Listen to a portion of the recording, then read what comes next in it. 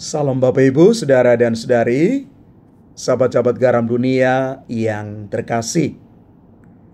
Hari ini kita merayakan Pesta Santo Cyrillus, seorang pertapa, dan Methodius, seorang uskup.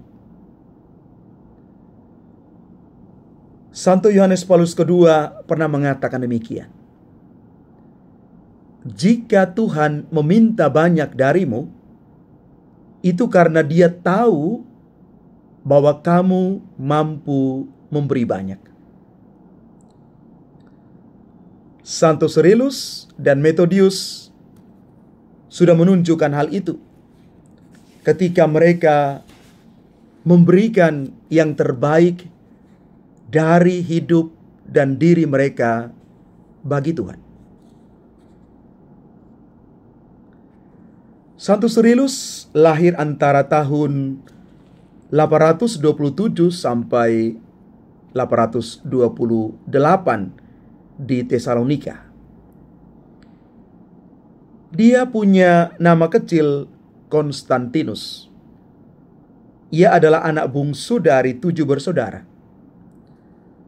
Setelah ia menjadi rahib di Roma, ia menggunakan nama Cyrillus. Santo Cyrillus merupakan seorang santo yang hingga saat ini masih dihormati oleh umat Kristen Ortodoks maupun Katolik Roma. Cyrillus dijuluki dengan sebutan Rasul bangsa Slavia.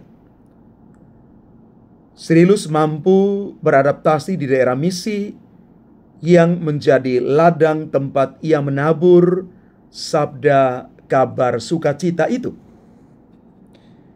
Selain adaptasi yang baik, Santo Cyrillus juga dikenal lewat karya-karyanya di tanah misi.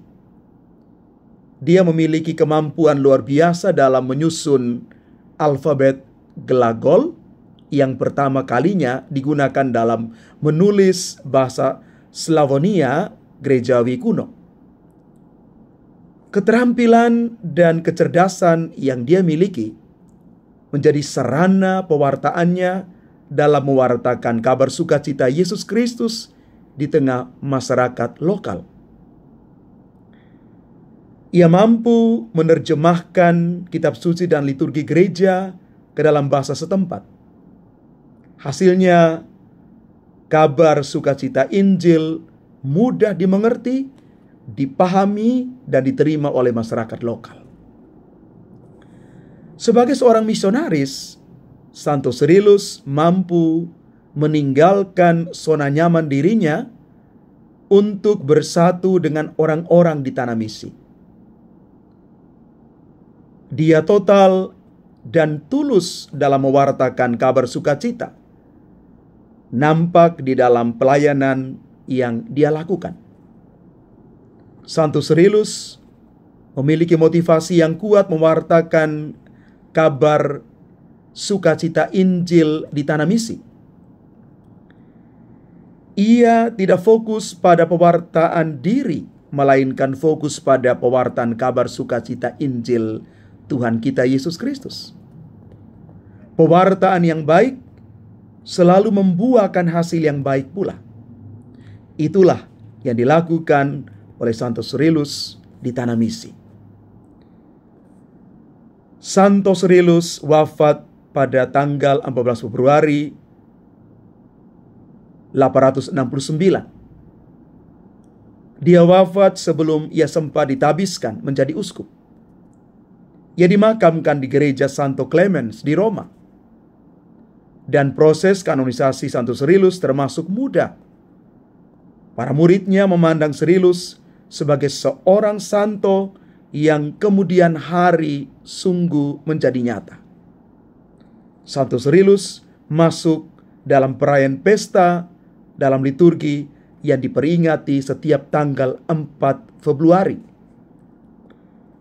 Tepat pada tanggal 31 Desember 1980, Paus Yohanes Paulus II mengangkat Santo Cyrillus sebagai pelindung Eropa bersama dengan Santo Benediktus.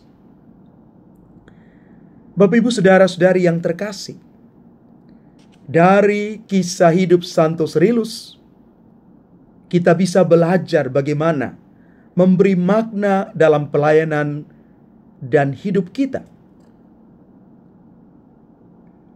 Kita memberi makna di dalam seluruh hidup kita, supaya hidup kita ini sungguh bermanfaat, berguna bagi sesama.